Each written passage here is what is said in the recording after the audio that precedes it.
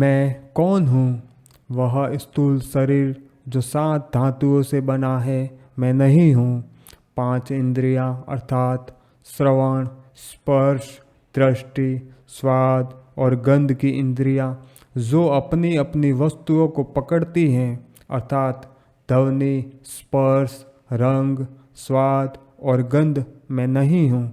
5 संज्ञात्मक इंद्रियाँ अर्थात बोलने, चलने, पकड़ने, उत्सर्जन और प्रजनन के अंग जिनका अपना अपना कार्य है, बोलना, चलना, पकड़ना, मल त्याग करना और आनंद लेना, मैं नहीं हूँ।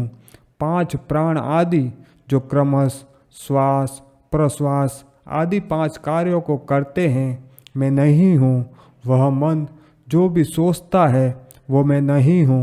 अविद्या भी जो केवल वस्तुओं को अवशिष्ट संस्कारों से संपन्न है और जिसमें कोई वस्तु नहीं है और कोई कार्य नहीं है, मैं नहीं हूँ। यदि मैं इनमें से कुछ भी नहीं हूँ तो फिर मैं कौन हूँ? उपरोक्त सभी को यह नहीं के रूप में नकारने के बाद वह जागरूकता जो अकेली रह जाती है, वह मैं हूँ। जागरूकता की प्रकृति क्या है? जागरूकता की प्रकृति अस्तित्व, चेतना, आनंद है। आत्मा का बोध कब प्राप्त होगा?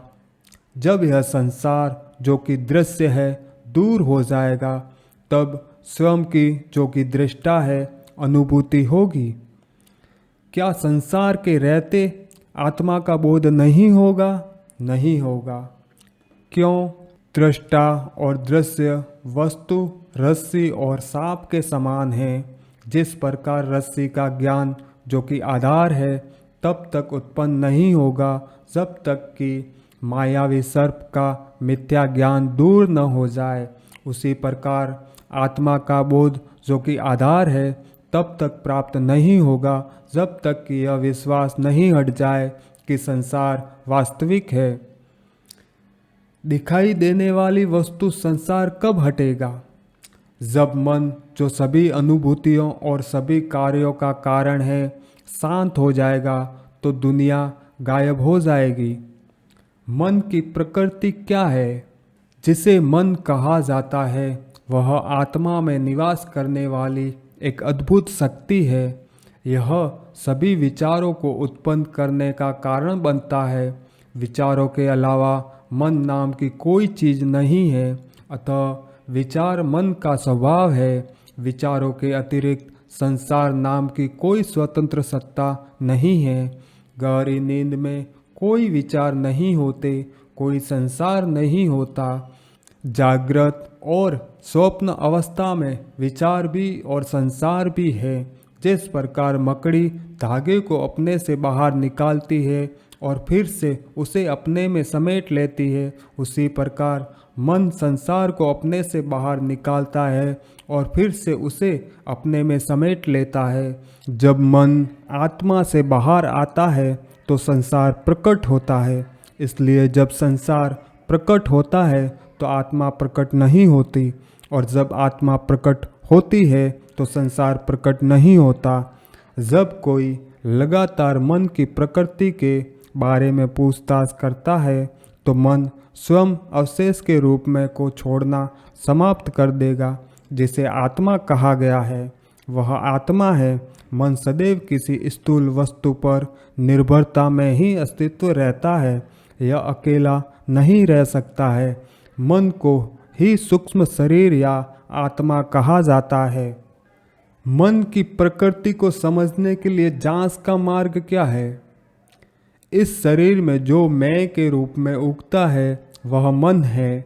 यदि कोई यह पूछे कि मैं का विचार सबसे पहले शरीर में कहाँ से उठता है, तो उसे पता चलेगा कि यह हृदय में उठता है।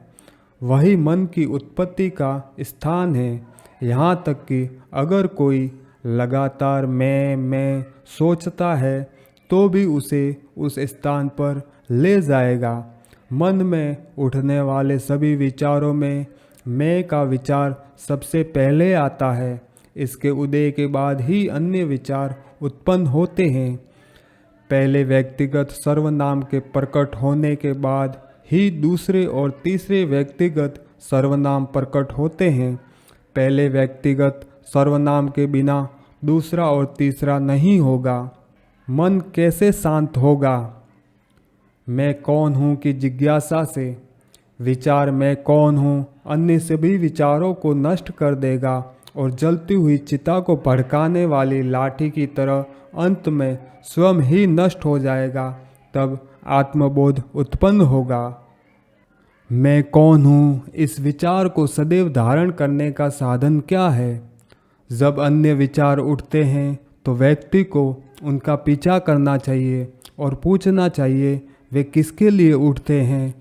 इससे कोई फर्क नहीं पड़ता कि कितने विचार उठते हैं। जैसे ही प्रत्येक विचार उठे व्यक्ति को परिश्रम पूर्वक पूछना चाहिए यह विचार किसके मन में उत्पन्न हुआ। जो उत्तर निकलेगा वह होगा मेरे लिए।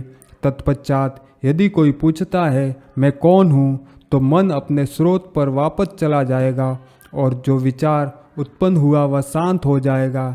इस प्रकार बार बार अभ्यास करने से मन में अपने स्रोत पर टिके रहने की क्षमता विकसित हो जाएगी